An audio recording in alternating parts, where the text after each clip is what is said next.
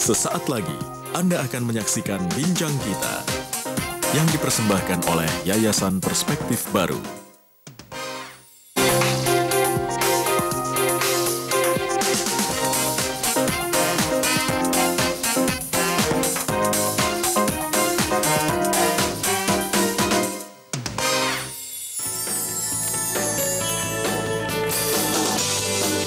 Halo, selamat pagi saudara. Bincang Kita kembali hadir menjumpai Anda bersama saya Jen Girsang.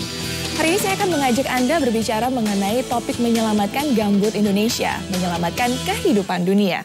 Saudara, hutan gambut adalah ekosistem yang sangat berharga karena memiliki berbagai fungsi penting seperti mengatur iklim dan air, menyimpan karbon hingga menyokong mata pencaharian masyarakat setempat. Dan kerusakan lahan dan hutan gambut ini tidak hanya merugikan ekosistem dan masyarakat, namun dapat juga memberikan sumbangan pada perubahan iklim global. Nah, seperti apa sih pencegahan dan solusi yang dapat kita lakukan? Mari kita bahas selengkapnya di Bincang Kita.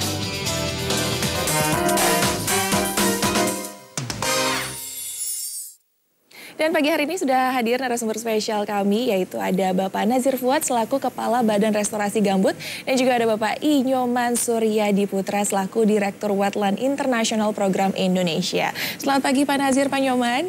Pagi. Apa kabar pagi hari ini, Pak? Baik. Luar biasa baik ya. Iya. Kita akan membahas mengenai menyelamatkan gambut Indonesia. Tapi sebelumnya ke Pak Nazir terlebih dahulu. Sebenarnya kondisi hutan gambut atau lahan gambut Indonesia sekarang ini seperti apa sih, Pak? Ya, total lahan gambut di Indonesia itu sekitar 16 juta hektar begitu. Yang kami identifikasi, kami pantau, kami analisis itu ada sekitar setengah yang masih bagus, 8 juta hektar sekian masih bagus keadaannya. Bagus dalam arti hutannya masih baik, vegetasi di atasnya. Sistem hidrologi, sistem air gambutnya masih baik dan selalu terendam dan basah. Jadi ini yang harus kita pertahankan. Nah, sekitar 7 juta hektar sekian ini dalam keadaan yang sudah mulai terdegradasi atau rusak. Dari 7 sekian juta yang terdegradasi rusak itu ada 2,7 juta yang rusaknya parah dan terbakar setiap tahun. Nah, ini yang harus kita fokus, memperbaiki lagi yang 2,7 juta tadi agar menjadi basah kembali dan tidak mudah terbakar. Nah, itu tepatnya di wilayah mana tuh, Pak? Di 7 provinsi di Indonesia yang paling banyak Papua, ada 4,9 juta hektar lahan gambut. Tapi Papua ini gambutnya rata-rata masih baik. Yang rusak hanya 70-80 ribu, jadi saya masih bagus sekali. Yang kedua terluas itu di Riau, kemudian di Kalimantan Tengah, ketiga terluas, kemudian Kalimantan Barat, kemudian Sumatera Selatan, Jambi, dan Kalimantan Selatan gitu.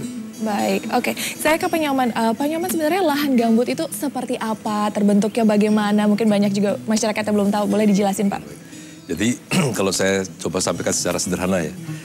Lahan gambut itu semacam genangan air atau danau lah ya. Iya. Yang tertimbun oleh sampah organik. Iya. Nah, sampah organik itu apa? Sisa-sisa tumbuhan, akar, daun-daunan, batang pohon. Dan itu sudah tersimpan di sana sejak ribuan tahun lalu. Nah, artinya apa? Lahan gambut itu sebagian besar berisikan air. Jadi kalau kita melihat hamparan lahan gambut, itu kita gali sedikit, itu isinya air. Nah, masalah yang terjadi di lahan gambut ini, karena banyak yang tidak memahami bahwa itu adalah lahan basah. Iya. Sehingga kalau mau dilakukan kegiatan budidaya, itu kita harus memperhatikan karakteristik gambut sebagai lahan yang airnya begitu banyak. Nah, itu pertama. Yang kedua, gambut-gambut kita ini kan hampir sebagian besar terletak di pinggir pantai. Iya. Jadi elevasi dari muka laut itu 30 meter tingginya ke darat ya. Nah, kita ini menghadapi suatu tantangan yang sangat besar akan permasalahan yang dihadapi. Kenapa? Karena sedemikian banyaknya kanal atau saluran-saluran yang sudah terlanjur dibangun. Misalnya apa? Kalau kita para petani atau para pengusaha membuka lahan gambut untuk perkebunan sawit ataupun untuk akasia, HTI ya, itu pasti lahan gambut itu harus disodet, dibangun kanal-kanal. Panjangnya kanal ini antara 200 meter sampai 700 meter per hektar. Iya. Nah, kita bayangkan. Kalau tadi Pak Nasir sudah mengatakan ada 8 juta hektar yang terbuka ya, atau masih bagus sisanya 8 juta juga. Ini dugaan kami itu sekitar 2 juta kilometer panjangnya kanal di atas lahan gambut. Dan kanal-kanal ini membuang air gambut menuju sungai lalu ke laut. Akibatnya apa? Satu, lahan gambut tadi letaknya tidak jauh dari pantai. Ketinggiannya itu tidak sampai 30 meter. Kemudian ditambah lagi airnya yang tadi air tawar ini dibuang, kemudian tanahnya ini akan turun. Atau gambutnya kempes kita bilang. Nah, di satu sisi kita mengalami ancaman adanya perubahan iklim global, di mana terjadi kenaikan muka air laut ke darat. Nah, jadi satu sisi tanahnya turun, satu sisi air lautnya naik. Dan akibatnya apa? Karena posisi gambut di pinggir pantai, Pulau Sumatera kami ramalkan itu akan garis pantainya bergeser ke arah darat. Nah, ini saya ingin sampaikan juga kepada para pelaku usaha, hati-hati ya. Kenapa? Karena tanaman yang dia tanam itu bukan tanaman asli gambut. Nah, sehingga kenapa mereka harus mengeringkan. Nah, inilah kenapa kebakaran terjadi setiap tahun di lahan gambut. Itu karena sifat alami gambut yang harusnya tetap basah. Akibat terlalu banyaknya kanal, airnya terkuras, kering, mudah terbakar. Nah, ini yang kita hadapi sebagai ancaman yang sangat menantang ke depan. Nah, satu lagi yang ingin saya tambahkan di sini, artinya bahwa sungai-sungai besar yang ada di Sumatera, Kalimantan, saya yakin juga Papua, itu air sungai itu dipasok airnya dari lahan gambut. Nah, jadi lahan gambut itu boleh kita anggap sebagai reservoir, ya, tempat di mana air tawar itu parkir. Nah, tempat parkirnya ini kita ganggu. Nah, sehingga tantangan atau permasalahan yang kita hadapi nanti, satu adalah bukan hanya isu gambut kering terbakar menimbulkan emisi gas rumah kaca, tapi kita juga akan menghadapi tantangan akan krisis air tawar ke depan. Dan ini sudah terbukti pada waktu kebakaran tahun lalu di beberapa provinsi, itu sulit sekali untuk mendapatkan air tawar. Nah, oleh karena itu, mari kita bersama-sama bagaimana mengatasi, menanggulangi permasalahan yang sangat serius di lahan gambut. Bukan hanya serius dari sisi kepentingan masyarakat lokal, nasional, bahkan internasional. Baik. Nah, Pak Nazir, Pak Nyoman tadi sudah menjelaskan sedikit, tapi mungkin Pak Nazir bisa mengelaborasikan lebih lanjut bahwa sebenarnya fungsi utama hutan gambut ini apa sih? Kan banyak yang bilang penyerapan karbon juga. Kemudian mungkin bisa ditambahkan ancaman terbesar apa nih kalau semakin lama semakin rusak? Ya, gambut yang dikeringkan dengan sistem kanal yang dibuka, air gambut yang kering, itu pertama tentu karena kering mudah terbakar. Dia bahan bakar yang sangat sempurna. Kalau sedang musim kemarau dan mudah kering, tersulut begitu ya Pak? Mudah tersulut. Dan kalau sudah terbakar, susah dipadamkan atau bahkan dibilang mustahil. Tidak hanya di Indonesia, banyak negara-negara besar lainnya pun kalau gambutnya terbakar, hampir mustahil dipadamkan kecuali turun hujan atau kalau negara musim 4 musim, salju mencair itu memadamkan apinya.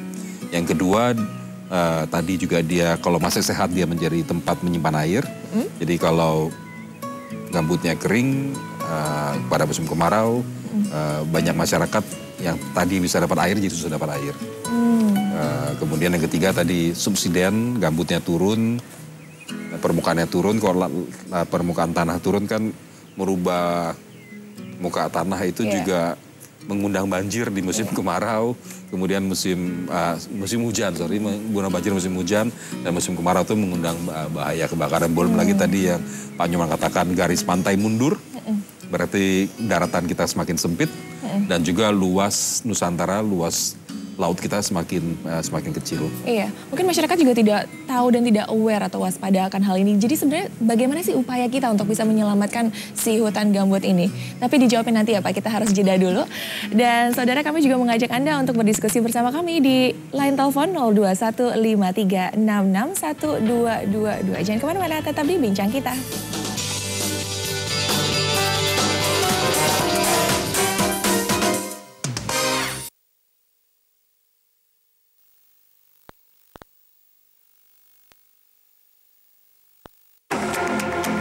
Semua tentang Copa America ada di sini. Dari ulasan pertandingan isu terbaru hingga prediksi pertandingan selanjutnya. Highlights Copa America Centenario setiap hari pukul 4 pagi di Kompas TV. memberi berbagai tips dan informasi menarik yang akan menemani siang hari Anda selama bulan Ramadan. Barang siapa yang menyambut Ramadan dengan iman dan mengharapkan pahala keridaan Allah, maka Allah akan menghapus dosanya yang telah lalu. Sapa Ramadan, setiap hari pukul 3 siang. Di Kilau Ramadan, Kompas TV.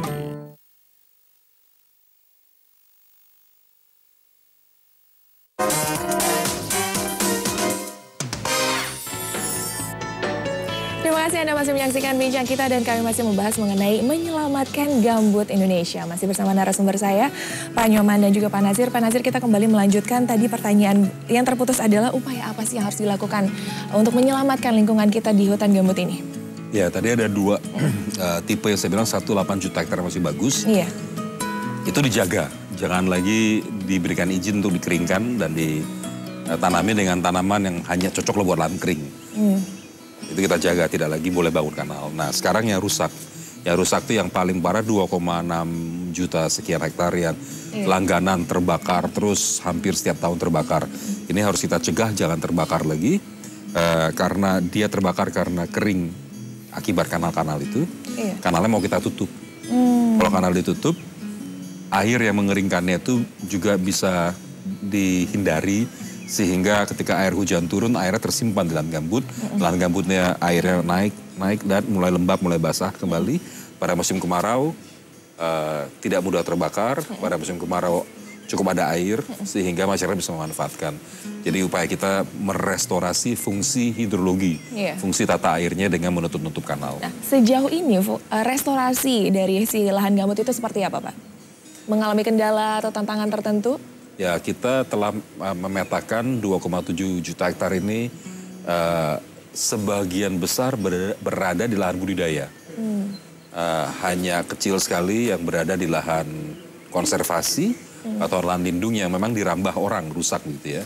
Jadi ini perlu penegakan hukum, sembari kemudian melakukan kegiatan bersama masyarakat sekitar merestorasinya. Nah, lahan budidaya ini yang mungkin lumayan berat tantangan ya, karena sebagian pengusaha sudah dapat izin untuk buka lahan gambut. Membuka ini dengan cara bikin kanal, tadi mengeringkan. Nah ini kita harus mengeluarkan instruksi untuk menutup kanalnya semua. Ketika air muka naik, itu ada juga kekhawatiran tanaman yang tumbuh di atasnya bisa mematikan. Karena tanaman kan cocok buat lahan kering. Ketika ini airnya naik menjadi lahan basah dan menjadi rawa, tanaman-tanaman lahan keringnya mati seperti sawit. Ini kendala yang memang harus kita pikirkan jalan keluarnya seperti apa. Tetapi kami juga ingin mendorong masyarakat yang punya lahan gambut yang rusak dan tidak bisa diwarnakan dengan baik itu membuat pertanian yang cocok di lahan gambut dengan tanaman-tanaman tertentu yang kita sudah identifikasi hanya tumbuh di lahan gambut dengan baik dan punya nilai ekonomi. Baik. Nah kalau dari Pak Nyoman sendiri tanggapannya seperti apa untuk kegiatan restorasi lahan gambut ini? Kemudian mengingat juga banyak pelaku usaha yang ternyata punya izin begitu ya. Seperti apa Pak? Jadi kalau tadi saya sudah sampaikan bahwa kerusakan ini akibat kanal kan. Kami mengestimasi panjang kanal ini sudah mencapai 2 juta kilometer. Kami sudah membuat eksperimen di Kalimantan Tengah. Jadi kanal-kanal itu kita tutup, di-sekat. Nah kemudian bagian yang disekat ini dijadikan kolam ikan. Dan produktivitasnya tinggi sekali. Jadi pernah saya sampaikan bahwa di dalam program restorasi gambut, saya sarankan juga melibatkan Kementerian Kelautan dan Perikanan ya. Artinya apa? Kalau kanal sudah demikian banyaknya, kalau kita tutup, harus kita manfaatkan. Sebagai apa? Sebagai kolam ikan. Nah, itu yang pertama. Jadi kita sekat itu kanal, dijadikan media untuk budidaya ikan. Ikan-ikan rawa ya. Nah, kemudian di sepanjang tepi kiri kanan daripada kanal, ini untuk daerah gambut yang sudah terlanjur dibuka, itu kita tanami pohon-pohon asli. Bukan sawit, bukan akasia. Tapi tanaman asli yang bisa tahan dengan genangan air. Nah, kenapa? Karena tanaman sawit maupun akasia ini fakta di lapangan itu sudah pada bertumbangan, pada doyong, miring. Kenapa? Karena lantainya itu turun, amblas ya, subsidan tadi kan. Nah, sehingga akarnya muncul, tanamannya tumbang. Nah, kalau misalnya di sepanjang kanal kiri kanan ini kita mulai mensosialisasikan agar ditanam jenis-jenis tanaman asli bisa jelutung, kemudian ramin dan sebagainya, sehingga pada saat di mana di tengah ini sudah tidak bisa lagi digarap, tanamannya akan tumbuh dan bisa dimanfaatkan secara ekonomis. Baik. Nah kembali kalau dari Pak Nazir, dari Badan Restorasi Gambut itu sendiri, upaya atau pilot project yang dilakukan untuk merestorasi hutan gambut seperti apa? Ya, ada 4 kabupaten prioritas yang kami harus kerja tahun ini, sesuai dengan instruksi Presiden. Satu di Riau, satu di Kalimantan Tengah, dan 2 di Sumatera Selatan. Yang kita sudah mulai launching programnya yang di Kalteng dan di Riau. Yang di Kalteng itu melakukan banyak proyek pembasahan dan mulai mengidentifikasi praktek pertanian lokal, bahkan peternakan, perikanan lokal masyarakat Dayak. Dan ini mau coba kita buat lebih ekonomis. Sehingga ada insentif bagi masyarakat untuk menjaga lahan gambut, sembari dibasahkan lahan gambutnya. Yang di Riau kita banyak melihat pertanian yang dilakukan oleh masyarakat dengan tanaman sagu. Rupanya kita tahu sagu itu jadi makanan pokok saudara kita di sebelah timur, di Maluku dan di Papua. Tapi produksi sagu terbesar di Indonesia itu dari Riau. 70% sekian produksi sagu itu dari Riau. Dan banyak itu dilakukan oleh masyarakat secara tradisional. Kita juga ingin mendorong restorasi gambut dan juga lebih mengintensifkan tanaman sagu yang bisa menghasilkan makanan dan untuk juga kehidupan ekonomi masyarakat, sekaligus memperbaiki sistem ekosistem dari lahan gambut. Jadi Riau itu banyak bekerja dengan masyarakat dan fokus di sagu. Di Kalimantan Tengah pertanian juga dan juga perikanan atau peternakan. Baik, tadi Pak Nyoman juga sudah menyinggung sedikit bahwa ternyata di lahan gambut ini nggak sembarang tanaman ya bisa ditanam di sini. Nah, tanaman apa aja yang bisa, dan kemudian juga saran kepada masyarakat untuk bisa lebih menjaga lahan gambut yang tinggal di daerah situ kawasannya. Tapi dijawab nanti ya Pak, kita harus jeda kembali. Dan saudara, kembali kami mengajak Anda untuk berdiskusi bersama kami di line telepon 021 5366 1222. Kami akan kembali tetaplah di Bincang Kita.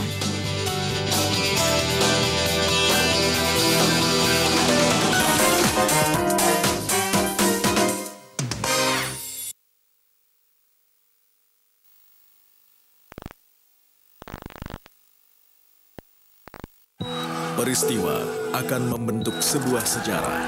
Kami membedahnya untuk menumbuhkan harapan.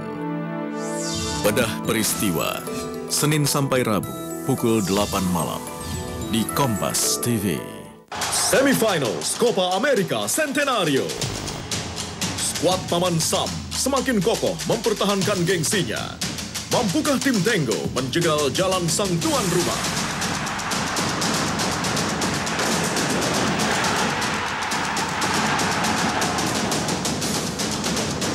Amerika Serikat versus Argentina, Rabu 22 Juni pukul 7:30 pagi di Kompas TV dan Channel Bola Indonesia.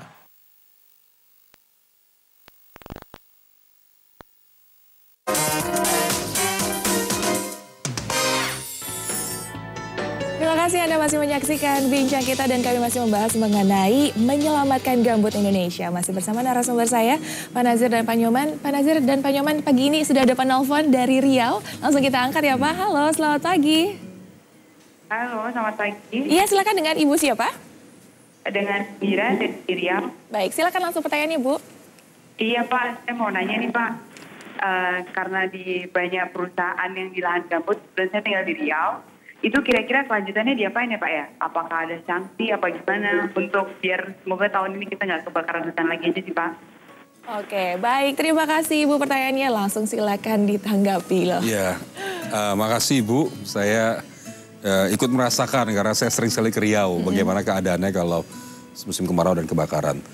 Jadi sekarang perusahaan-perusahaan yang punya konsesi lahan gambut yang telah bangun kanal mengeringkan lahan gambut, kita perintahkan untuk sedekat kanal. Kanal ditutup begitu. Dan sudah ada keluar peraturan menteri, kalau masih terbakar itu akan diambil alih oleh pemerintah area yang terbakarnya.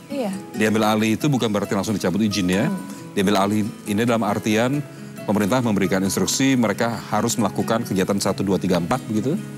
Yang bernuansa restorasi tentunya gitu, bukan produksi ekonomi lagi. Kalau dalam 2 tahun perusahaannya gagal melakukan itu, izinnya dicabut. Kalau berhasil, mereka dipersilakan melanjutkan kegiatannya, tapi menitik beratkan pada restorasi gambut dalam artian gambutnya dibasahi, air muka dinaikkan, sehingga tidak mudah lagi terbakar. Ini yang kita dorong. Baik, ini tidak hanya di Riau, tapi juga seluruh Indonesia. Ini bisa menjadi solusi begitu ya para pelaku usaha dan juga pada daerah di tempat mereka berlaku usaha tersebut. Nah, kalau ditambahin dari Pak Nyoman, tips kalau misalnya untuk masyarakat sipil seperti apa untuk menjaga, terutama di daerah Riau tadi juga. Jadi ini, tadi saya katakan bahwa gambut terlalu banyak kanal, airnya terkuras, tanahnya turun kan? Iya. Subsiden. Kalau seandainya kita harus merestorasi, jadi yang mana dulu? Iya. Apakah airnya kita kembalikan dulu, dinaikkan, atau boleh tanam pohon dulu? Ya. Iya. Nah, jadi saya sarankan kepada masyarakat petani di daerah juga termasuk pengusaha, itu sebaiknya sebelum tanahnya terlanjur turun terlalu banyak, karena gambut itu akan turun rata-rata sekitar 5 cm per tahun. Nah, kalau dia sudah turunnya terlalu banyak, dia akan menjadi genangan. Kalau sudah tergenang akan sulit ditanami. Nah, makanya segera lakukan, tahan airnya, terus pilih jenis-jenis tanaman yang tahan dengan air banyak atau lahan basah ya. Misalnya jenis tanamannya ada banyak yang punya nilai ekonomis. Nah, misalnya ramin, kemudian jelutung, dan sebagainya. Hanya memang petani atau pengusaha harus sabar untuk menunggu hasilnya bisa dipanen. Baik, kita sudah terhubung dengan penelpon lagi. Halo, selamat pagi. Halo, selamat pagi. Iya, dengan Ibu siapa di mana? Ibu-ibu semua. Saya Kinan dari Jakarta. Iya, silakan Ibu pertanyaannya. Untuk ke Pak Nazir ya, mau tanya nih Pak, BRG dalam melakukan tugasnya kan pasti butuh kerjasama dengan Pemda. Nah, sejauh ini Pemda tuh kooperatif nggak ya dalam upaya restorasi gambutnya? Baik, terima kasih pertanyaannya. Nah, ini memang menyambung pertanyaan yang mau saya tanyakan nih. Kemitraan dari pemerintah daerah, kemudian pihak-pihak swasta sekitar seperti apa nih Pak? Ada 7 provinsi yang merupakan provinsi kunci yang gambutnya luas dan sering terbakar ya. Jadi pemerintah di Jakarta ini, BRG bersama Kementerian Lingkungan Hidup dan Kehutanan itu telah meminta 7 gubernur yang ada di 7 provinsi ini untuk membuat tim restorasi gambut daerah. Tadi provinsinya saya sebutkan kembali, Riau, Jambi, Sumatera Selatan, Kalimantan Selatan, Kalimantan Tengah, Kalimantan Barat, dan Papua. Dan dari 7 provinsi ini, 6 provinsi, 6 gubernur telah membentuk tim restorasi gambut daerah. 1 provinsi lagi sedang membentuk, semoga minggu ini selesai. Jadi nanti 7 tim restorasi gambut ini bekerja erat dengan kami, memberikan instruksi, mengkoordinasi berbagai stakeholder di provinsi, dan supervisi bagaimana kegiatan restorasinya. Selama ini tanggapan yang saya dapat dari ke-7 provinsi bagus. Karena mereka juga merasakan betapa rakyatnya sengsara ya, kalau sudah kebakaran dan ingin ini tidak terulang lagi. Jadi cukup baik. Nah, selain 7 provinsi ini kita harus bekerja sama dengan masyarakat, lembaga swadaya masyarakat, NGO atau civil society group gitu ya, dan juga dunia usaha yang memang mendapat izin membuka lahan gambut selama ini. Jadi ini kita outreach lah ke masyarakat, ke NGO dan ke perusahaan. Masyarakat saya juga kira menerima dengan baik, tapi ekspektasinya besar sekali. Karena sudah terbakar berpuluh tahun, ingin melihat hasil dengan cepat. Kita berlomba dengan waktu memang. Yang kedua, perusahaan saya harus jujur mengatakan kawan-kawan perusahaan agak was-was karena takut kegiatan ekonominya terganggu. Di satu sisi mereka sadar gambut kalau kering itu tidak baik. Di sisi lain juga mereka khawatir kalau terlalu basah, tanaman mereka mati karena itu tanaman lahan kering. Saya ingin katakan bahwa kegiatan restorasi gambut itu memang butuh waktu. Kita kemarin sempat diskusi dengan ahli-ahli dari Jepang dan menyaksikan sendiri bagaimana pemerintah Jepang, pemerintah pusat dan pemerintah provinsi itu melakukan restorasi gambut di Pulau Hokkaido. Untuk area yang luasnya hanya 300 hektar sekian, kegiatannya itu butuh 10 tahun. Hanya 5 tahun untuk perencanaan dan mencapai kesepakatan dengan NGO dan masyarakat petani di situ. 5 tahun berikutnya melakukan kegiatan restorasi, kegiatan fisiknya, total 10 tahun dengan 300 hektar. Cepat ya begitu ya Pak? Kita 2,7 hektar. Dan Presiden minta 5 tahun harus selesai. Baik, semoga nanti dengan dukungan berbagai pihak lebih dipercepat selesai begitu ya Pak ya. Pak. Nah, baik dari Pak Nyoman terkait harapan Bapak ke depan seperti apa?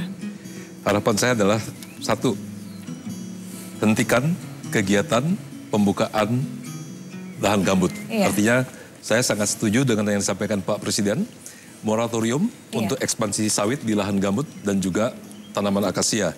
Iya. Terus yang kedua, jadi masyarakat harus ditingkatkan kesadarannya bahwa kebakaran bukan hanya sekedar asap yang naik ke atas permukaan bumi, tapi asap itu disinyalir mengandung bahan-bahan kimia berbahaya. Karena demikian banyaknya bahan-bahan herbisida yang juga dipakai di perkebunan. Nah, sehingga kalau terjadi kebakaran gambut ini dampaknya bukan hanya masalah sosial ekonomi, tapi juga masalah kesehatan masyarakat secara luas. Baik. Terakhir singkat saja Pak Nazir, target ke depan harapannya dari Bapak? Ya, 2,7 juta hektar yang harus kami restorasi, kita butuh kerjasama yang erat, dukungan berbagai pihak, dan kita harapkan kooperatif, terutama rekan-rekan dari dunia usaha. Kemudian kami menghimbau seluruh komponen bangsa juga untuk menjaga 8 juta yang masih sehat. Dan itu betul-betul karena Presiden menjadikan itu salah satu prioritas program beliau di 5 tahun ini. Baik, terima kasih Pak Nazir dan Pak Nyoman atas waktunya, nggak terasa sudah 30 menit. Terima kasih dan saudara, kita sedang mengalami masalah besar akibat kerusakan lingkungan hidup. Dengan menyelamatkan gambut Indonesia, kita juga dapat menyelamatkan dunia. Semoga obrolan hari ini bermanfaat. Saya Jen Girsang pamit undur diri, selamat pagi dan sampai jumpa.